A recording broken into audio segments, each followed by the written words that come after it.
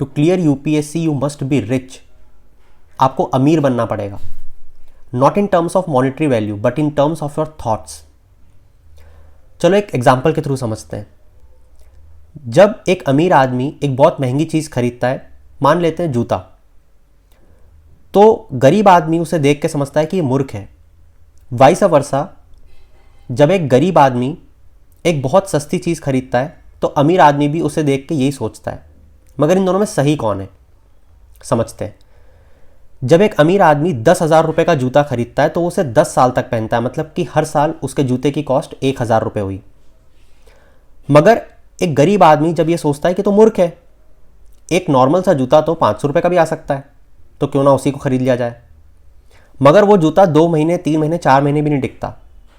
तो एक गरीब आदमी को उस जूते की कॉस्ट हर साल 2 से 3,000 रुपये पड़ती है, और इस तरीके से वो अगले 10 साल में 30,000 रुपये तक खर्च कर चुका होता है। तो यहाँ पे हमें ये देखने में आ रहा है कि जो रिच मेंटेलिटी है वो ये है, जो हिंदी में एक कहावत भी कही जाती है, सस्ता रोए बार बार, महंगा रोए एक बार। इसी तरीके से जब एक स्टूडेंट शॉर्टकट्स को ढूंढ के सिर्फ फैक्चुअल इन्फॉर्मेशन को गैदर कर लेना और कैसे भी करके यूपीएससी जैसी एग्जाम में सिर्फ एक फेस प्रीलिम्स पे फोकस करके उसको क्लियर कर लेने पे मेहनत करता है, तो उसे शॉर्ट टर्म में तो एक गेन हो सकता है, खुशी हो सकती है कि चलो प्रीलिम्स निकल गई।